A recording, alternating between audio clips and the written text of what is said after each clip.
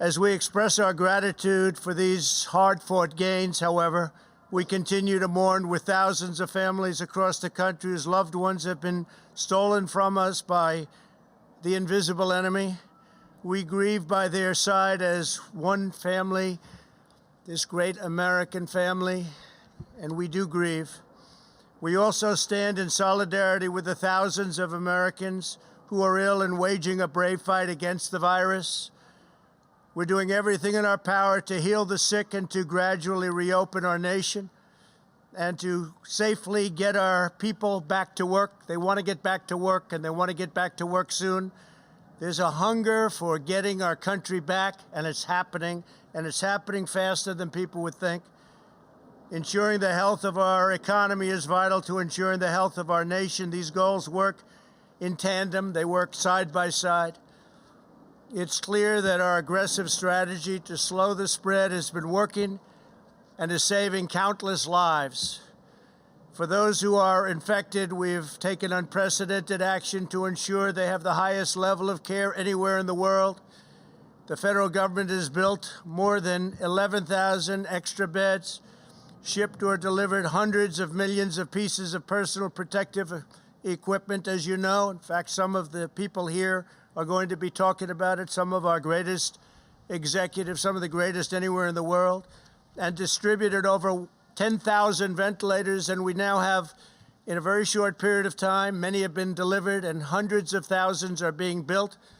And frankly, every governor has more ventilators right now than they know what to do with. They're actually shipping them to different locations, and we're shipping some to our allies and others throughout the world, because we have ventilators. Like the job that they've done in getting this very complex piece of equipment built is actually incredible. You don't hear about ventilators anymore except in a positive way. We've launched the most ambitious testing effort, likewise, on Earth. The United States has now conducted more than 5.4 million tests, nearly double the number tested in any other country, more than twice as much as any other country. Think of that. Moments ago, I came from a meeting with some of our nation's largest retailers, including Walmart, Walgreens, CVS, Rite Aid, and Kroger. We're joined by the leaders of those great companies, and we also have with us the leaders from the world's top medical diagnostics companies and suppliers: Thermo Fisher, LabCorp, Quest, U.S. Cotton, and the American Clinical Laboratory Association. These are great companies. These private sector leaders, along with others such as Roche, Abbott, Becton Dickinson, Hologic, and Cepheid, have been exceptional partners in an unprecedented drive to expand the state's capabilities and our country's capabilities. The job they've done has been incredible. The testing that's been developed and being developed right now has been truly an amazing thing. I want to thank Abbott Laboratories for the job they've done. I want to thank Roche, and in particular, those two have really stepped forward. Abbott with a 5-minute test that people can take, and in 5 minutes they know what the answer is. I'd like to ask, if I could, the executives of these great companies, and they have really helped us a lot over the last 45-day period. We're talking about a 45-day period when many of us met, and since then, what Walmart and the others have done has been nothing short of amazing. So I just want to ask them to come forward and say a few words about their company. Plus, they're going to make a big contribution to our country. Please, come forward, please. Thank you. Come on up. Thanks very much. Thank you, Mr. President, and thank you for all of you for being here today. And what we'd like to talk about is the progress we made. The last time we were here was March 13th, and we've made tremendous progress. And none of that progress could be made without the 47,000 people at Quest Diagnostics that are working around the clock, working up the test and running the test and delivering the results that we need. As far as results, we've made tremendous progress. We are currently at Quest Diagnostics testing about 50,000 tests per day. We've been pushed by the task force to bring up that number. By the end of May, we'll have 100,000 tests per day, about 3 million tests, and these are the molecular tests that we do today. We've also brought up serological testing. We started that this past week, and by the end of May, we'll be close to 250,000 a day, about 7,000 a month. So you put those two numbers together, it's about 10 million tests by the end of May that we'll be doing at Quest Diagnostics. We're doing that also in a quicker way. Turnaround times were somewhat of an issue. At the early days, we've reduced that to 1 to 2 days. Our turnaround time for people in beds, hospital beds, is less than 24 hours. And we're doing that in the same way we've done it with the FDA and with CLIA, delivering the quality that you all expect. And convenience will improve as well with convenient solutions that will be able to swab individuals more easily and also deliver to consumer, the ability to have consumers choose a test online with a telehealth provider. So with that, I'd like to offer my colleague the podium as well.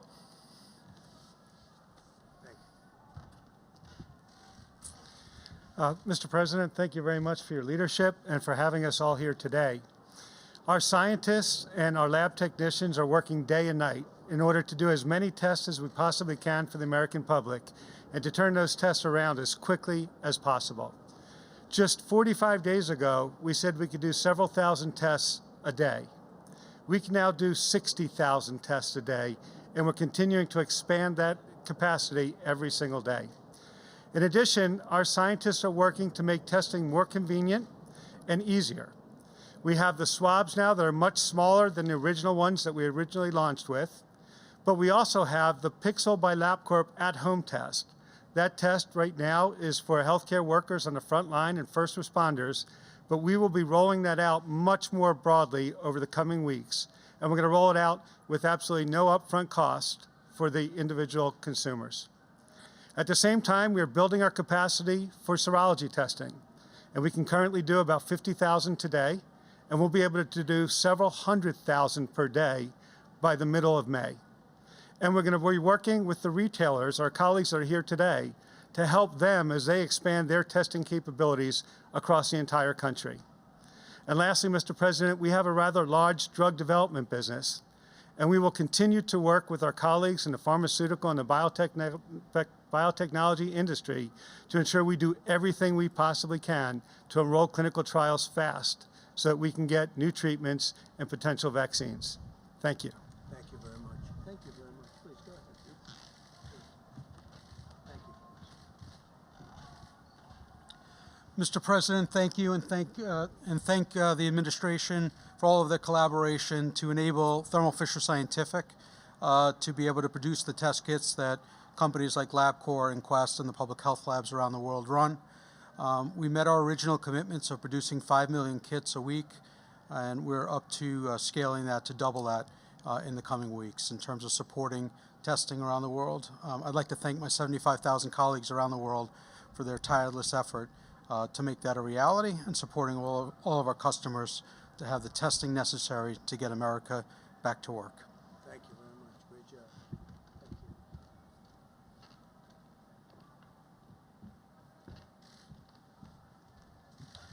Thank you, Mr. President. I'm John Nims with U.S. Cotton, and we are the company that is going to produce the swabs to be used in these testing kits.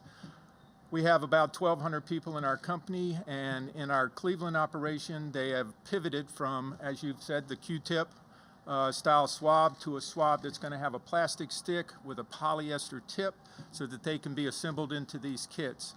Our Cleveland team has done a wonderful job with this, and they're very excited to be able to help in this effort. So thank you, Mr. President. Thank you very much. Great job.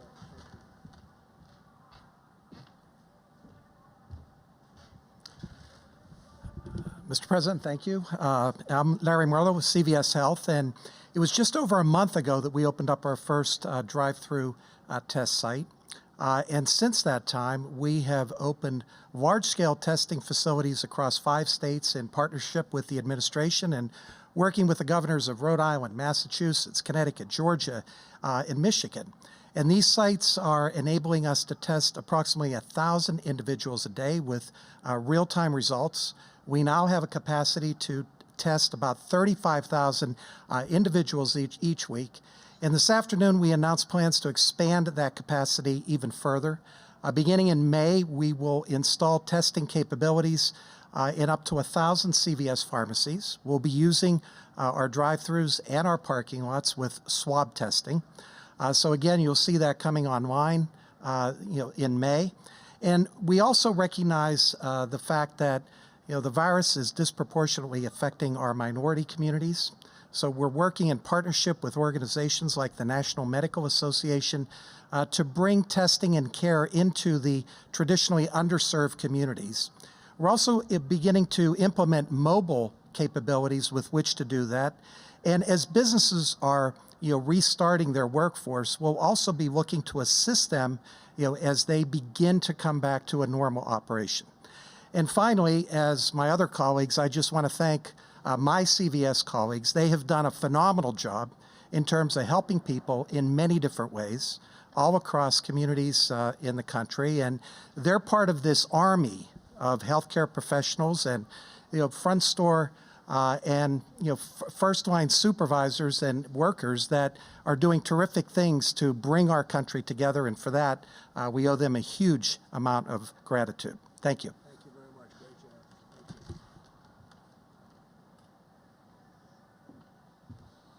Thank you, Mr. President. Appreciate the invitation to be here today. And it was just 45 days ago when we were here. I'm Richard Ashworth. I oversee Walgreens in the U.S. And I just want to start off, Larry, like you, thanking the over 200,000 Walgreens team members who are in stores every day all across America taking care of our patients and our customers, giving them essential daily needs, the prescriptions, obviously, that they need, and even COVID testing while we're here. We also announced today we'll be expanding our testing capabilities across all states, including Puerto Rico. We'll be able to triple the volume that we do now in partnership with our lab partners, and we're excited to be able to do that.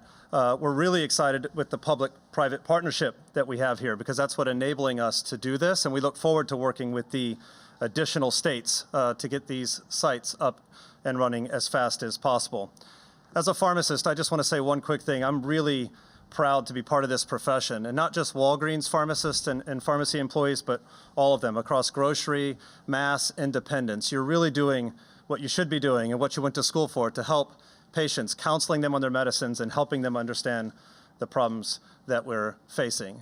Pharmacy is right here in it with everyone together in the community, and we look forward to being part of the testing like we are now, serology, whatever that might look like in the future, and eventually treatment when the vaccine does come. So thank you, Mr. President, for the opportunity. Great job. Thank you. Very much.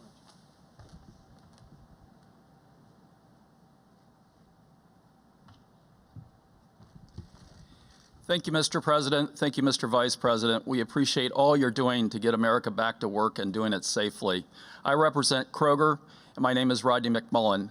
And I am so proud of our nearly 500,000 associates that are doing everything every day to keep customers safe and our associates safe. And one of the things that we were able to do is provide the basic practices we're doing. We call it Blueprint. And it's the things that all of us can learn from on how to get America back working. We also announced earlier today continuing to accelerate our practice on testing. We are actively engaged in 6 states. In the next couple of weeks, we'll take that to 12 states. And the number of tests that we do continues to grow faster than that. Together, we will win. Together, we will solve this problem and move on. America is always great. Thank you again. Thank you very much.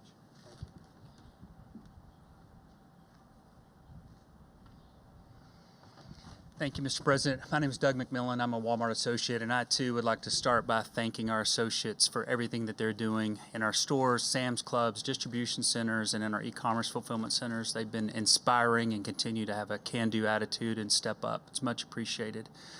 We started 45 days ago, as did everyone else, and we've been operating sites for a while now. We're now up to 20 sites across 11 states. By the end of next week, we'll be to 45, and by the end of May, we'll be at 100.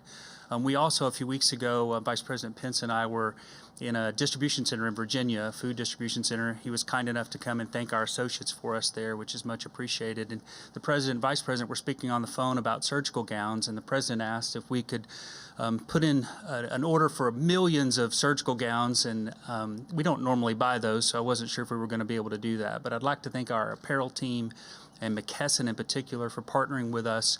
We've been able to, in the month of April, secure an additional 2.5 million surgical gowns. And by the end of May, we'll have an additional 6 million available to help. So thank you for the opportunity to serve and for being here. Great job. Thank you.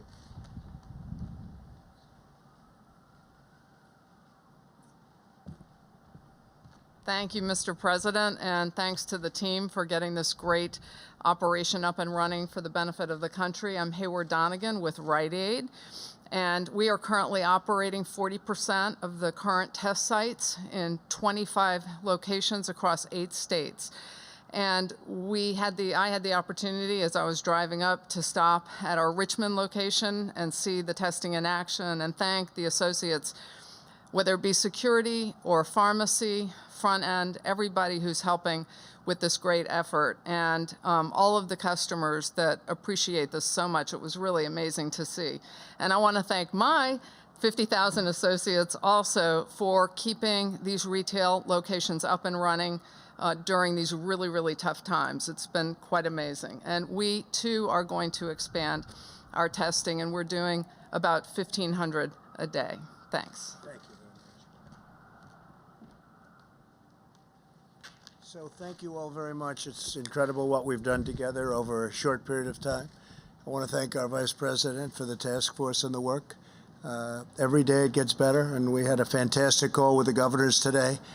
And I would say that they are as thrilled as they can be, considering that the fact is that there has been so much unnecessary death in this country. It could have been stopped, and it could have been stopped short, but somebody a long time ago, it seems, decided not to do it that way, and the whole world is suffering because of it, 184 countries at least. But I want to thank all of these great business men and women for the job they've done. They've been fantastic with us, working with us. And as you know, for several weeks, my administration has encouraged the governors to leverage unused testing capacity in states. Very few understood that we have tremendous capacity. Then 1 week ago, we provided each governor with a list of names, addresses, and phone numbers of the labs where they could find additional testing capacity in their states. Within 48 hours, the number of tests performed across the country began to absolutely skyrocket. On Saturday alone, more than 200,000 test results were reported, which is a gigantic number, bigger than any country anywhere in the world for a much longer period of time. A number that is an increase earlier in the month when we tested roughly less than 100,000 a day. So we much more than doubled it, and that will be doubling again very shortly. We are continuing to rapidly expand our capacity and confident that we have enough testing to begin reopening and the reopening process. We want to get our country open, and the testing is not going to be a problem at all. In fact, it's going to be one of the great assets that we have. Today, we're releasing additional guidance on testing to inform the states as they develop their plans for a phased and very safe reopening.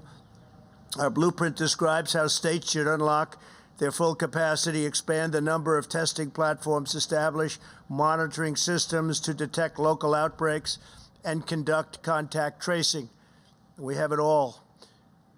Other countries are calling to find out what are we doing and how do you do it, and we're helping them. We're dealing with a lot of countries, helping them on testing, just like we did on the ventilators.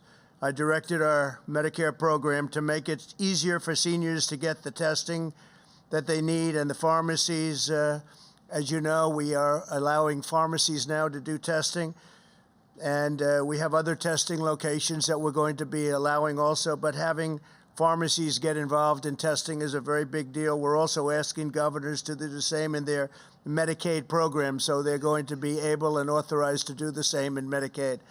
So that's a big deal. So we're deploying the full power and strength of the federal government to help states, cities, to help local government get this horrible plague over with, and over with fast.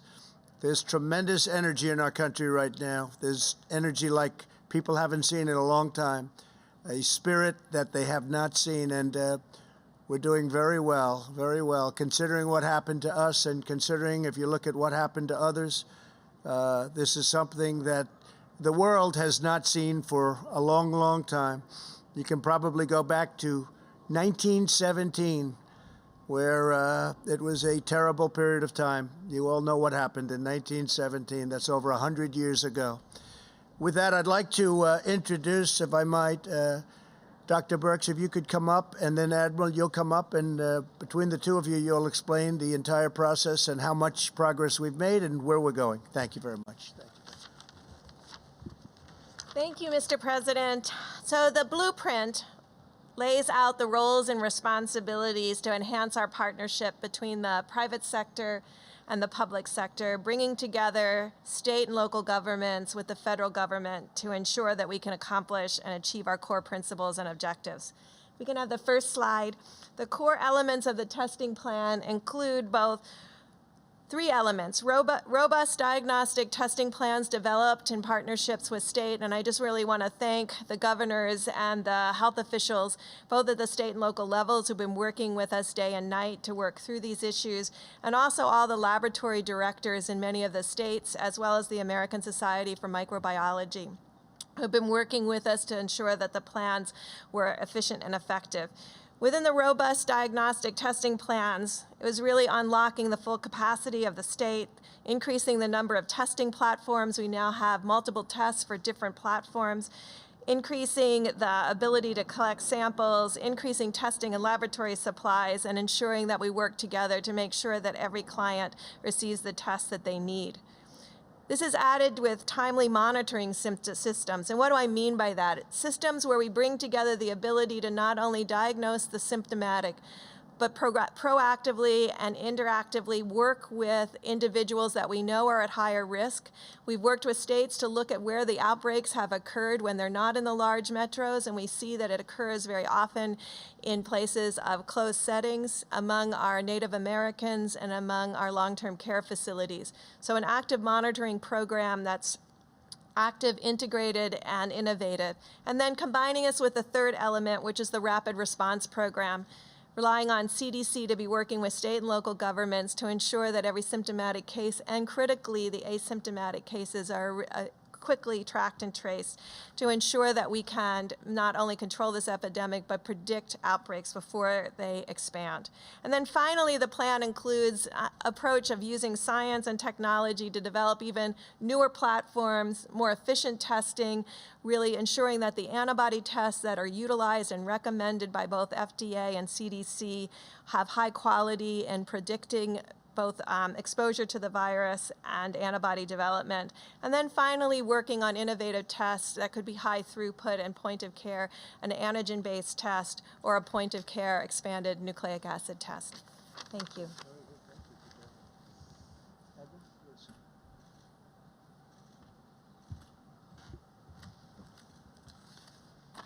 Thank you, Mr. President, and thank you, Ambassador Birx. If I could have the next slide, please. I want to spend just a couple minutes about going over where we've been, but more importantly, where we're going. I think we all can understand how we can group this into three distinct phases. First is our launch phase, when we were really engaging the emerging epidemic and the types of things we need to do. For example, mobilize the private sector to develop, test, and have EUAs. And I think you know over the past 2 months, the FDA has issued 67 emergency use authorizations, which is far outpacing anything that has been done or could ever been imagined. Galvanizing the research community in the commercial labs. The reason why we're here with ACLA Labs having done about 3 million tests is because of that day when it was galvanized by the President and the Vice President. We also set models in the community. Those first community-based testing sites that were federally supported and really under the direction of the U.S. Public Health Service, people who had been in Japan testing people on the Diamond Princess to assure that it would be done right and it would be done safely for everyone involved. Then we moved to really scaling. That phase was very, very important because we knew we needed to be at an immense scale to enter the third phase about supporting opening again. This again, for example, a lot of my life is about swabs. It was enhancing the production capability of a small company in Maine called Puritan that you'll hear a whole lot more about, that is sort of the swab provider for the country, but also because of the FDA actions and the actions of scientific community being able to broaden the types to spun polyester. So U.S. Cotton can now come in and start delivering within the next couple of weeks 3 million swabs per week of a different type. It also did things like expanding the community-based testing sites. Whereas we started small with the commercial partners, you see today, right now, we have 73 of this 2.0 sites going to 110. And very importantly, this demonstrated the model. And 68% of those sites are in communities of moderate or high social vulnerability, and 22% are in the highest social vulnerability communities, so that we can make sure the testing gets where it needs to be. You've just heard that that could be expanded to thousands of sites. And finally, stage 3, which is very exciting, coordinating with governors to support testing plans and rapid response programs. Over the past week, a multidisciplinary team from the White House, HHS, FDA, FEMA, has met virtually with multidisciplinary teams from every state, Puerto Rico and the District of Columbia, to understand what their testing aspirations are and to make sure that we can meet those demands. We're going to have another round of those calls this week, but as we talked about earlier today, we will be able to supply every state with the supplies and the tests that they need that will dramatically increase the number of tests we've done to this point. And just to give you an idea, the supplies that we will be providing to states, the minimum that we're supplying to states is approximately double in that month than the Republic of Korea has performed in the 4 months to now accumulated, to give you an idea of the amount of testing that we're going to be doing. So I'm very excited right now as we complete this ecosystem with the large reference labs, the LabCorp and Quest providing the very high throughput, large-scale testing, the galvanizing of the hospitals and academic labs that Dr. Birx has done by a machine-to-machine understanding and promoting that with the governors, and of course using point-of-care testing when and where that's very important to stop outbreaks or in remote areas like in the Indian Health Service or in Alaska. Thank you, Mr. President. Thank you very much. Thank you. Great job. Thanks, Brad. Okay, so with that, we're here to answer some questions. And Mike is up here also, so we'll answer. Steve, please go ahead. Grapple with when and how to open their states. What's the best advice from you on what they should do? How quickly? Well, we want them to do it. We recommend that they do it as quickly as possible, but safely. We want everyone to be safe. And I think you're seeing that. You're seeing a lot of governors get out and they want to open it up. Many are thinking about their school system. Not a long way to go in the school system right now for this season, for this year. But I think you'll see a lot of schools open up, even if it's for a very short period of time. I think it would be a good thing. Because as you see, in terms of what this vicious virus goes after, young people seem to do very well. Young people seem to do very well. So I know that there are some governors that aren't necessarily ready to open up their states, but they may be ready to open up their school systems. We'll see, but that's their choice. But the word is safety, okay? Rapid, but safety. Yeah, please. Go ahead, please. Thank you, Mr. President. I have a question for you regarding one of the members of your coronavirus task force, and that's Secretary of HHS Alex Azar. Yeah. On January the 28th, he was in the briefing room, and in the briefing room, he told reporters that for the individual American, the virus should not be an impact on their day-to-day life. 3 months later, more than 55,000 of our fellow Americans have now lost their lives. Mr. President, why is he still your top health advisor? Why is he still serving as the HHS secretary? Well, I think it's a very unfair question because you have many great professionals. Some of them you have great respect for, and you have many people in the other party. You mentioned Alex Azar, but you have many people in the other party that have said the same thing and with even more confidence. So a lot of people didn't get that right. I was very fortunate, whether it was through luck or whatever, that we closed the border. We put a ban on China other than our citizens coming in. We had our citizens. You can't keep out American citizens. You know, gee, you can't come back into your country. That's a little tough to do, but we put a ban on China. That was very fortunate. But I could tell you that Nancy Pelosi was dancing in the streets in Chinatown. She wanted to go, let's go out and party. Now, that was late into February, so you don't mention that, but you could mention that. Go ahead. Any other? Please, go ahead. Go ahead. Mr. President, he has not been in a briefing. Yeah, please, stand up. Since April the 3rd. Does that show You, confidence? you should have no complaints, please. Thank you, Mr. President. Yesterday, you retweeted someone who alleged that Democrats have quoted, quote, inflated the mortality rate of the coronavirus by underreporting the infection rate. Do you believe that's true, that there's some sort of conspiracy theory regarding the number of infections states are reporting? Well, I can only say what we're doing. We're reporting very accurately. If you look at other countries are not. I mean, you can look at China, you can look at numerous countries where I don't think those are right numbers. I can only say what we're doing. It's very important to us to do very accurate reporting, and that's what we're doing. John, go ahead, please. By retweeting that, Mr. President?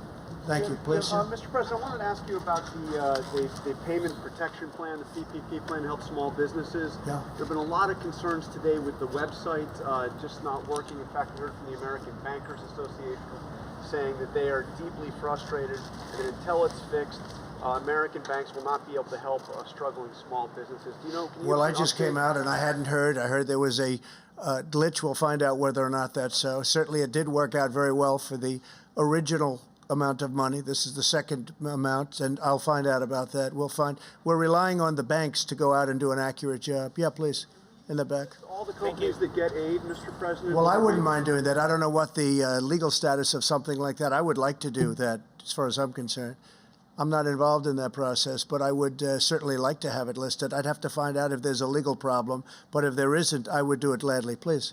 Mr. President. Charlie Spearing from Breitbart News.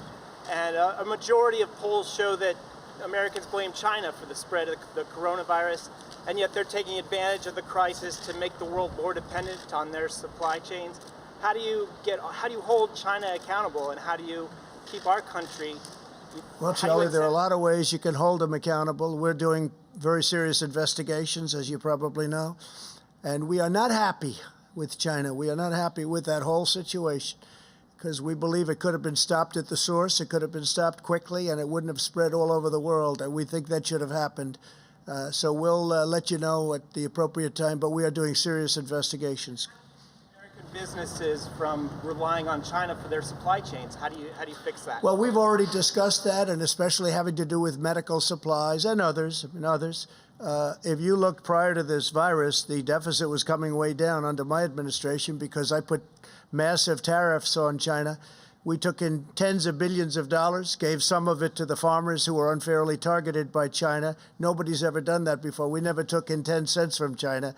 Now, all of a sudden, I think you know very well, we've taken in tens of billions of dollars. I helped the farmers by giving them 2 years ago $12 billion, all coming from China, and we had plenty left over, too. And then the following year, $16 billion. And this year, we're also going to help our farmers. But nobody's ever done a thing like that because they were targeted unfairly by China. So we're doing a very strong investigation, and we'll let you know what the result of that is. We should be able to get the answers to. Mr. President, go ahead, please. As you talk about potentially reopening up America again, as we see in the slides behind you, what data are you going to look at in the future to see if restrictions need to be reimposed? Yeah, we're looking very much and reliant very much on the local areas, the governors. And that's been the way it has been for me, maybe not for everybody, but for me, that's the way it's been at the beginning. And from the beginning, the governors, some of them are doing an extraordinary job. Not all of them, but some of them. And I think all of them maybe have a chance to do that. Some will be a little bit different. The areas are much different. Manhattan is much different than Montana. You have a lot of different circumstances.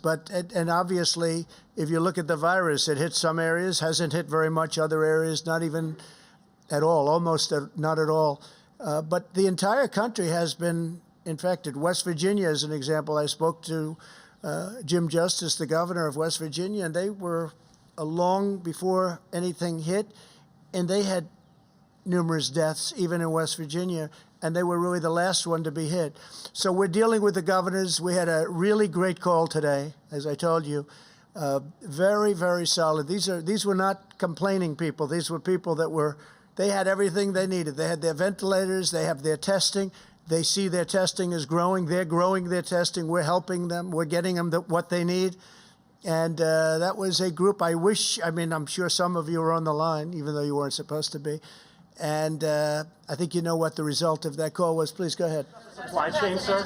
Following up on Charlie's question on making China, holding them responsible, Germany sent a bill to China for $130 billion, 130 billion euros for the damages caused by the coronavirus. Would your administration look at doing the same? Well, we could do something much easier than that. We have ways of doing things a lot easier than that. But Germany's looking at things, and we're looking at things, and we're talking about a lot more money than Germany's talking about. Yeah, please go ahead. Mr. President, We haven't determined the final amount yet. Thank you, Mr. It's President. very substantial. If you look at the world, I mean, this is worldwide damage. This is damage to the U.S., but this is damage to the world. Yeah, please.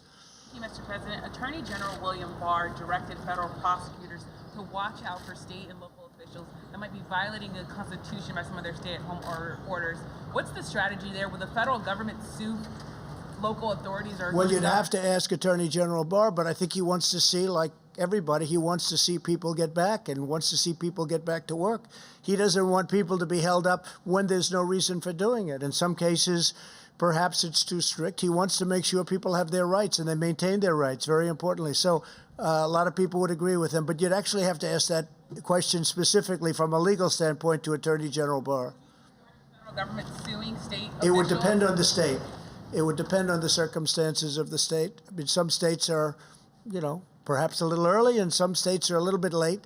And the Attorney General, I read that, and I saw that, and frankly, the Attorney General doesn't want to have rights taken away because, there are some people, they're not allowed to open up a store, or they're going to lose their livelihood. And by the way, that causes death also between all of the things that happen, and this has been a big study. The fact that people aren't allowed to have their freedom causes a tremendous amount of problems, including death. So that's what he's talking about. Please, in the back. Maryland and other states, Governor Larry Hogan specifically said they've seen a spike in people using disinfectant after your comments last week.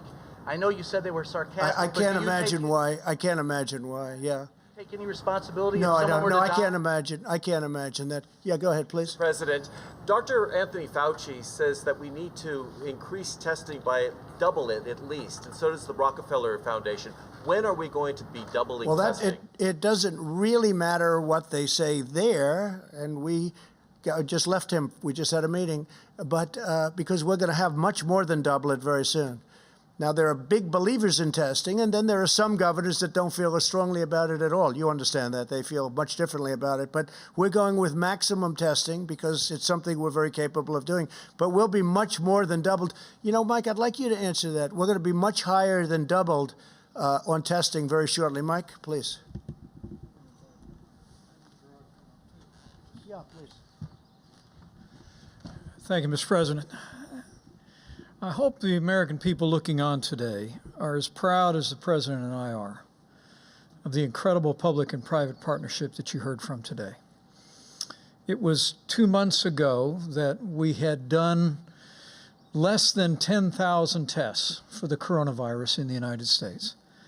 But because the President brought together these incredible commercial labs, brought together the best-known retailers in America, now, Mr. President, we have 5.4 million tests. And as you said earlier today, we've done more than 200,000 tests in a single day. As we met with governors today, I sense the enthusiasm among governors for the way that testing is scaling all across the country. And we assured them on the call today that we're going to continue to directly partner with them to make sure that all of the resources you heard about today continue to be expanded. But I want to ask Admiral Giroir, who is literally working day in and day out with the governors, to describe some of the numbers for exactly where we will be. We're north of 5 million tests done now. It is remarkable to think of the pace of acceleration. But Admiral, maybe you could speak about exactly when we will reach the point that some of the experts say that they think we need to be at, whether that be 300,000 tests a day or 500,000 tests a day. But what's remarkable to me as a layperson, Mr. President, is because of this partnership you've forged, we're almost there, and we'll be there very, very soon for the American people. But everyone who is as anxious to see America reopen as this president and our entire administration are should know that the three-phased approach that the President outlined 10 days ago, we believe, and I believe increasingly governors understand around America, that we have a sufficient amount of testing today for every state that qualifies to enter phase one, to begin to reopen their economies. But Mr. President, with your permission, I'll just ask Admiral Gerard to give some specific numbers about how quick, for all that we've done, how much more quickly you'll see an expansion of testing because of the partnership that you witnessed again here today. Thank you, Mr. President, Mr. Vice President. The number of tests that need to be done depends on the state level. You understand that places where there's high virus circulating will need many, many more tests. Places that do not have high virus circulating may need less tests. But let's just assume Dr. Fauci was talking about a 4 million per month number, which was sort of a week ago where we are. So we will, according to the governor's plans for next month, we will easily double that 4 million number. We will have over 20 million swabs that we're going to send out.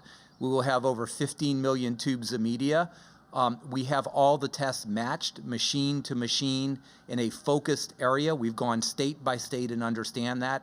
And this is not even including what you just heard, the 5 million per month tests by LabCorp and Quest, or the point of care test by Abbott, or all the other tests that are out there. So in May, we are going to be doing more testing in this country. And people talk about South Korea a lot. The states with the least amount of testing will double the overall cumulative number per capita that South Korea has done in 4 months, to give you that understanding. Go ahead, John.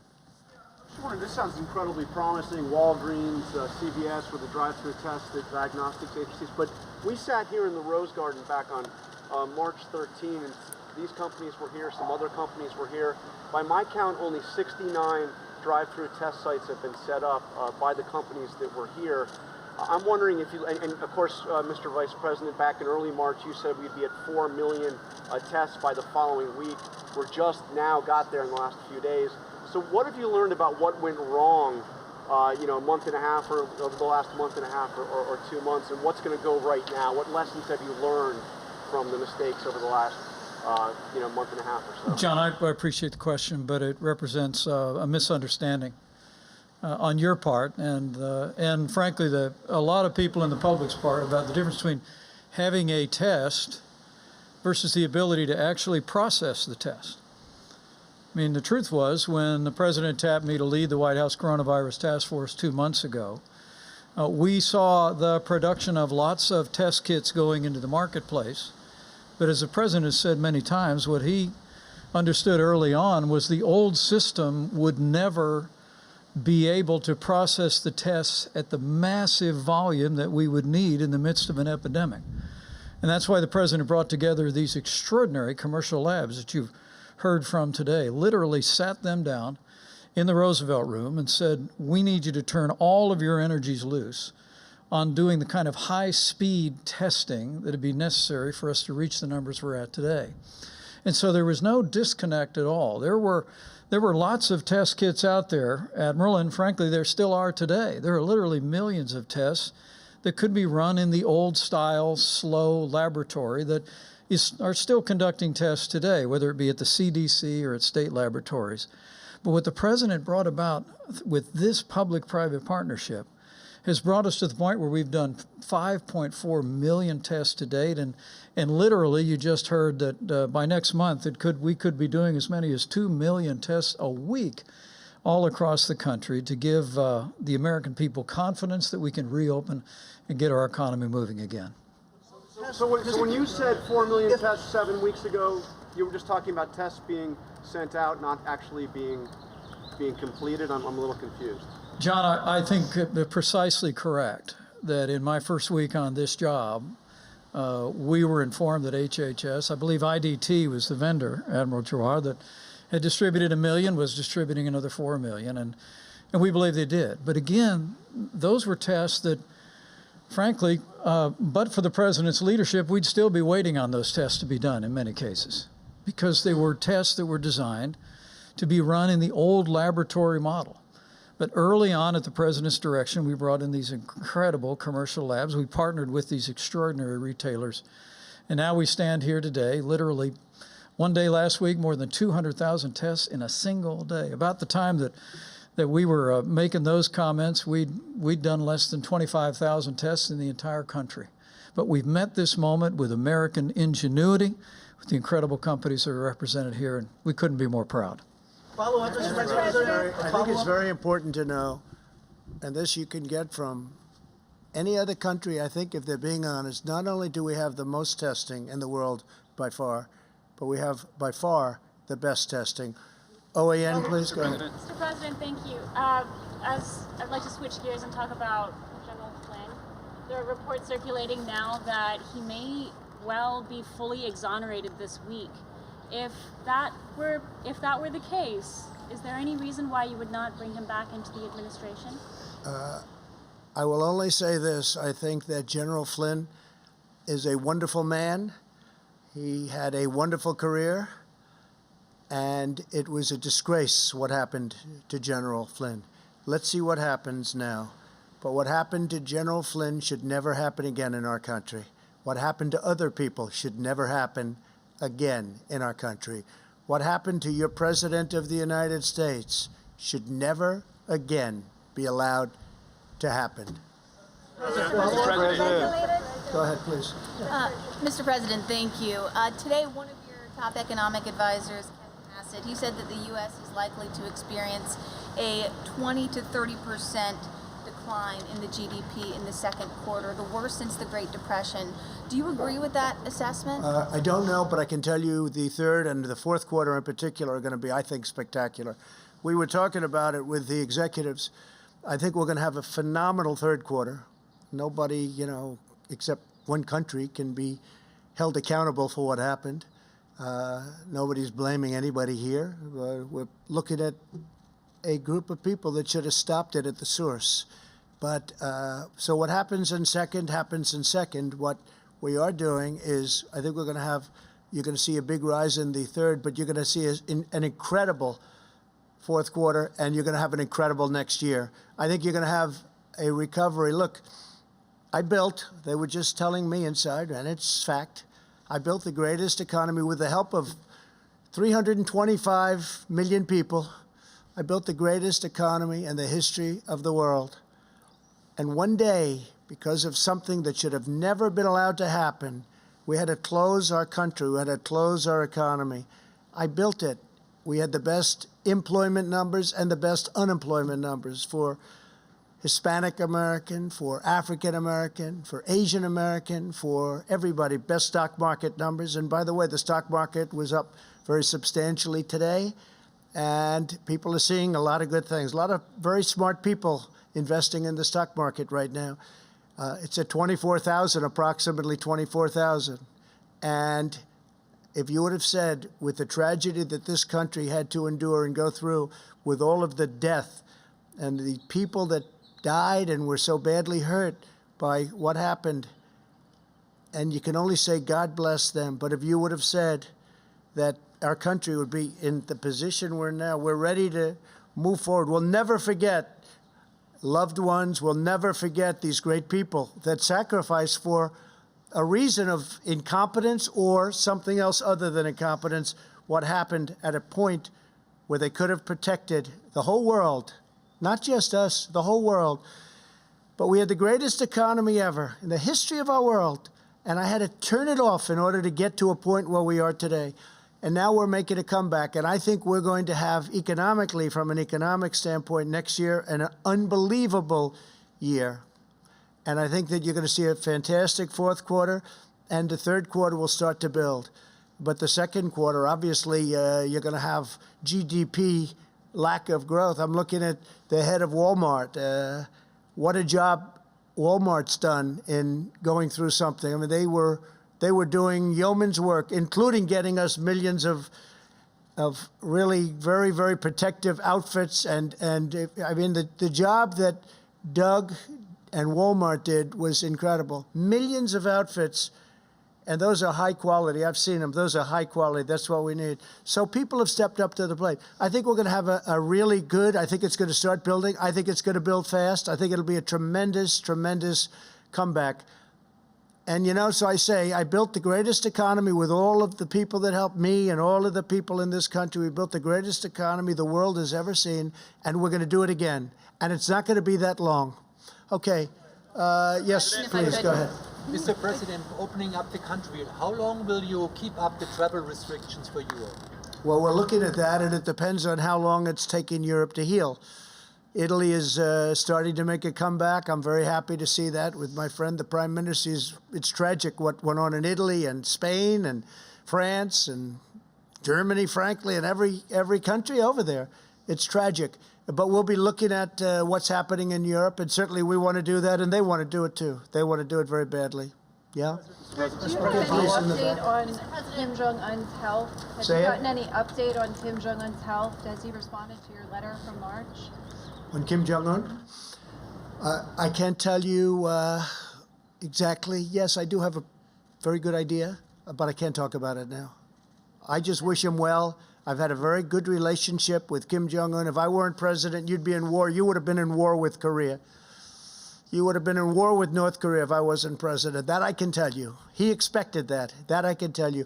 I hope he's fine. I do know how he's doing, relatively speaking. We will see. You'll probably be hearing in the not too distant future. All right, one or two more.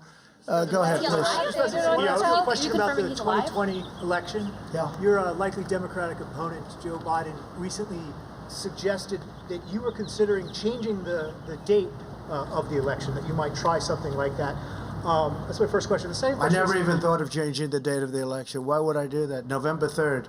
It's a good number. No, I look forward to that election, and that was just made-up propaganda, not by him, but by some of the many people that are working, writing little statements. I see all the time, statement made, you say so, statement made per Joe Biden, Sleepy Joe. He didn't make those statements, but somebody did. But they said he made it. No, let him know I'm not thinking about it at all, not at all. Okay, go ahead in the back, please. Yeah, the bipartisan Senate Intelligence Committee came out with the fourth installment of its report. It concluded that Russia interfered in the 2016 elections and there was not political bias. Do you accept its conclusions? Oh, I don't know. I haven't seen the report. I haven't seen the report. Yeah, please, go ahead. President, nice to see you. I think you have a good relationship with North Korean leader Kim Jong-un. But last Saturday, Senator Graham, he mentioned in the Fox News he interviewed. He said he didn't say anything last Saturday. Kim Jong-un. Nobody knows where he is, so he obviously couldn't have said it. If you have this is breaking news. Yes. That Kim Jong-un made a statement on Saturday. I don't think so. Okay, go ahead. Let's do one more, please, in the back. If an American president loses more Americans over the course of 6 weeks than died in the entirety of the Vietnam War, does he deserve to be reelected? So, yeah, we've lost a lot of people, but if you look at what original projections were, 2.2 million, we're probably heading to 60,000, 70,000. It's far too many. One person is too many for this. And I think we've made a lot of really good decisions. The big decision was closing the border or doing the ban, people coming in from China, obviously other than American citizens, which had to come in. Can't say you can't come in, you can't come back to your country. I think we've made a lot of good decisions. I think that Mike Pence and the task force have done a fantastic job. I think that everybody working on the ventilators, you see what we've done there, have done unbelievable. The press doesn't talk about ventilators anymore. They just don't want to talk about them, and that's okay. But the reason they don't want to talk, that was a subject that nobody would get off of. They don't want to talk about them. We're in the same position on testing. We are lapping the world on testing, and the world is coming to us. As I said, they're coming to us saying, what are you doing? How do you do it? We're helping them. So, no, I think we've done a great job. And one person, I will say this, one person is too many. Thank you all very much. Thank you. Thank you. Why did Maryland have to go to South Korea to get 500,000 tests?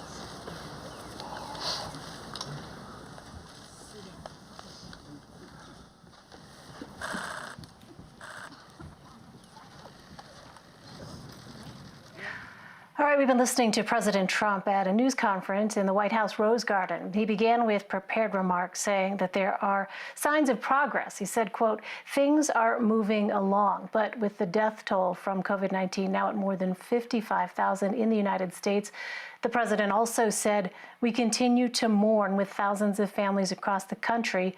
We grieve by their side as one family, this great American family." Now, he also brought up testing, saying that the United States has conducted more than 5.4 million tests, almost more than twice the number, he said, of any other country. For context, the population of the United States is about 330 million people.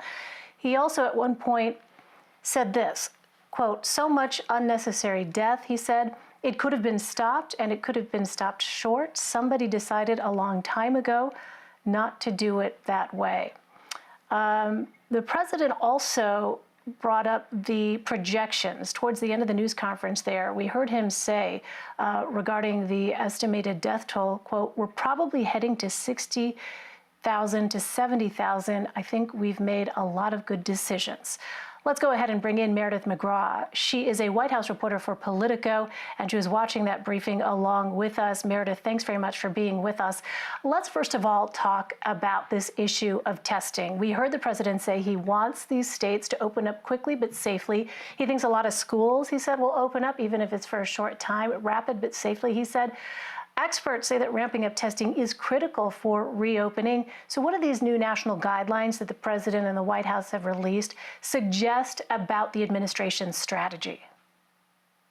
Well, the administration has faced really a deluge of criticism over their testing strategy and their lack of getting enough testing kits and issues with the testing kits when they have been deployed to the states, especially early on when they were responding to this virus. And one of the things that